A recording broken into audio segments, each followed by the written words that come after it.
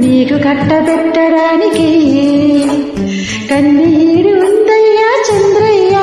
సోకు నీకు చుట్టబెట్టడానికి